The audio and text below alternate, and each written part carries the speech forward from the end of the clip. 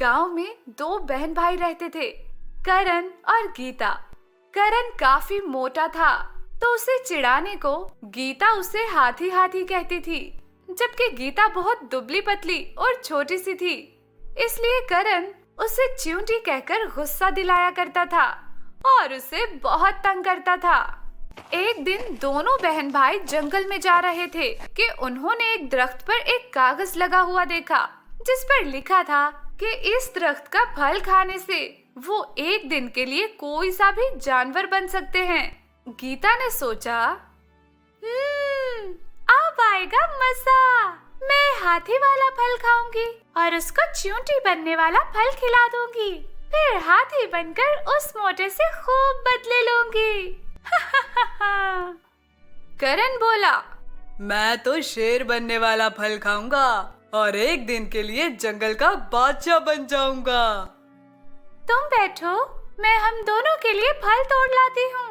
यूं गीता ने खुद हाथी बनने वाला और करण को च्यूंटी बनने वाला फल दे दिया और फल खाते ही वो वही बन गए। च्यूंटी बनते ही करण चीखा, अरे बाप रे, ये मैं क्या बन गया? मैंने तो शेर बनना था मगर चूहा बनने के काबिल भी न रहा। ये तुमने क्या किया गीता? दूसरी तरफ गीता हाथी बनकर बहुत खुश थी। आज उसे अपने सारे बदले लेने का मौका मिल गया था। उसने अपनी सूंड से च्यूंटी को किक लगाई और यूं च्यूंटी उछलकर दूर जा गिरी। च्यूंटी बना करण फिर से चीखा, अरे मुझे क्या फुटबॉल समझा हुआ है जो किक मार रही हो? कौन से जन्म का बदला ले रही हो मुझसे? हाथी बनी गीता कदम कदम उसकी तरफ चल कर आई और एक बार फिर च्यूंटी को किक लगाकर दूर फेंक दिया। याद करो, तुम मुझे कमजोर समझकर मुझे कितना मारते थे। आज ही तो मौका मिला है। तुम्हें गोल गोल घुमाकर अच्छे से सबक न सिखाया तो मेरा नाम गीता नहीं। हाय, कैसी दुर्गत बना रही है मेरी।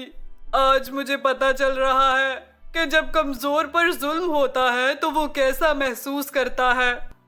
फिर वो प्यार से कहता है, अरे हाथी, मेरा मतलब है प्यारी गीता, मुझे माफ कर दो। आज के बाद तुम्हें कमजोर समझकर तुम्हें कभी तंग नहीं करूंगा। अभी वो दोनों बातें कर रहे होते हैं कि अचानक एक तरफ से एक जाल आकर हाथी पर गिरता है। एक शिकारी चिल्लाता है, याहू याहू, हमने हाथी पकड़ लिया।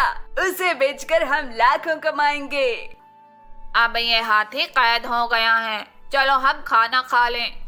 हाथी बनी गीता च्यूंटी से कहती है, तुम कुछ करो, मुझे आजाद करवाओ। वो कहता है, मैं तो सिर्फ एक च्यूंटी हूँ, मैं क्या कर सकता हूँ? तुम अपने तेज दांतों से जाल कुतर दो।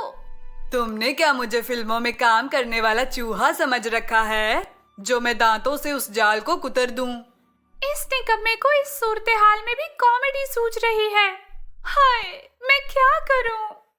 इतने में च्यूंटी बना करण कहीं से एक चूहे को पकड़ लाता है, जो शिकारियों की लाइल्मी में सारा जाल कुतर देता है और हाथी आजाद हो जाता है। वो दोनों चूहे का शुक्रिया अदा करते हैं तो चूहा शर्मा कर कहता है, शुक्रिया की कोई जरूरत नहीं च्यूंटी, बस कभी कभी मिलती रहा करो।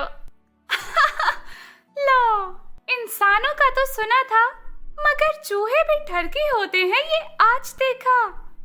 अरे जल्दी भागो यहाँ से, कहीं वो हाथी को फिर से पकड़ ना लें। फिर वो भागने लगते हैं। भागते भागते दिन ढल जाता है और वो अपने असली रूप में वापस आ जाते हैं। गीता फूली सांसों के साथ कहती है, वैसे ये एक दिन के लिए जानवर बनने वाला आइडिया नहायत बकवास था। इतना वजनी बनकर तो मुझसे चला ही नहीं जा रहा था। मगर एक बात है कि मुझे एहसास हो गया कि मुझे तुम्हें हाथी नहीं कहना चाहिए। हाँ, मुझे भी एहसास हुआ कि मुझे तुम्हें कमजोर जानकर तुमसे लड़ना नहीं चाहिए।